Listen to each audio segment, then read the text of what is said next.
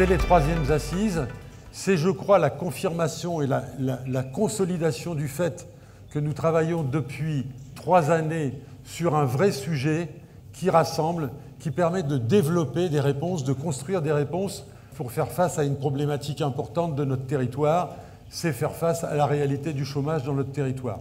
Mais aussi, à contrario, ou je dirais à l'opposé, répondre à la demande des entreprises du territoire qui veulent recruter, qui veulent embaucher.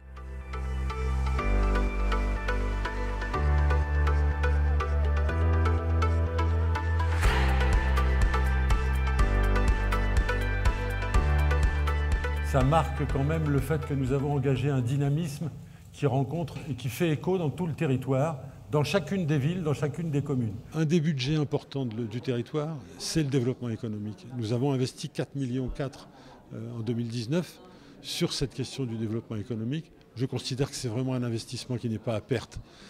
Parce qu'on sent les résultats, nous sommes dans le territoire avec le plus fort taux de chômage de la métropole. Donc aujourd'hui, commencer à gratter un certain résultat de ce point de vue montre que là aussi, on a fait le choix de la bonne stratégie.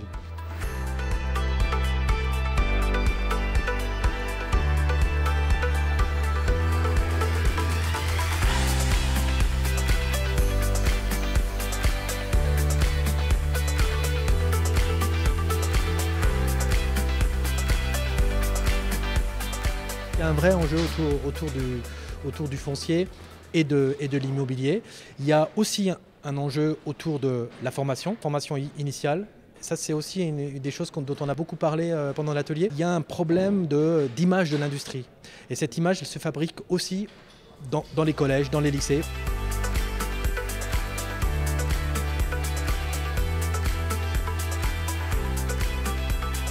On voit que les chiffres des implantations internationales augmentent. On voit que l'identité de Grand Orly Seine-Bièvre est de mieux en mieux perçue. Comment est-ce qu'un EPT peut agir sur l'attractivité?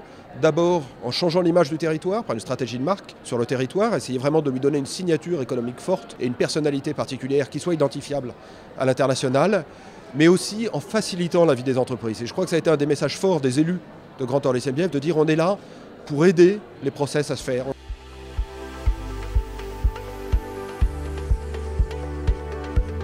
Le fait de produire différemment, avec des emplois à la clé, avec de l'insertion, c'est une voie d'avenir qu'il faut explorer sans attendre, sinon eh bien, on subira, alors qu'au contraire des collectivités comme Grand Orly Seine-Bièvre peuvent être acteurs, peuvent impulser cette économie. En tout cas, c'est ce qu'on souhaite et c'est ce qu'on a senti dans cette table ronde. Il y a eu beaucoup d'informations sortantes de la part de personnes qui sont déjà dans l'économie circulaire et ça permet aux petites PME, à toutes les structures qui sont en écoute et en attente de comprendre que ça existe, que ça peut avancer. C'est vraiment un cercle vertueux qu'il faut mettre en place et qui est indispensable pour l'avenir.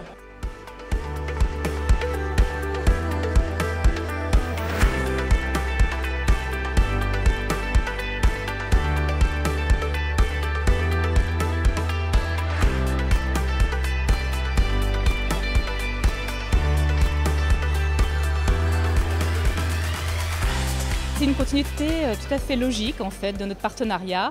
On est accompagnateur, on est prêteur, on est investisseur avec le territoire. On l'est dans le cadre de territoire d'industrie, dans le cadre du contrat de transition écologique.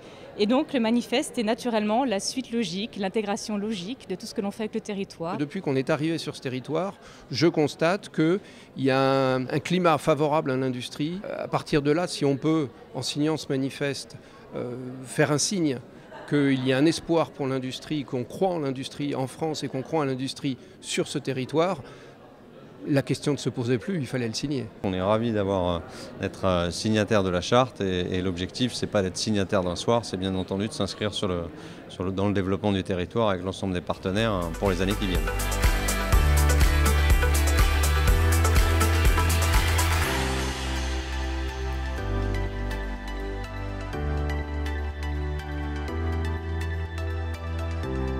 L'enjeu environnemental, bien évidemment, doit être pris en main par l'action publique. Cette préoccupation est la nôtre, elle doit être la nôtre. Et au mois de janvier prochain, nous prendrons l'initiative au territoire, un moment de référence pour se dire qu'on s'empare collectivement d'un projet de territoire qui porte une volonté de de donner la place à chacun de prendre sa responsabilité collective dans ce collectif de travail. Aujourd'hui, on vit dans une planète, il n'y en a qu'une, nous en avons qu'une. Et bien cette planète, il faut qu'on la défende ensemble. Je crois qu'il y a de la prise de conscience, mais il faut lui donner du corps et lui donner des objectifs.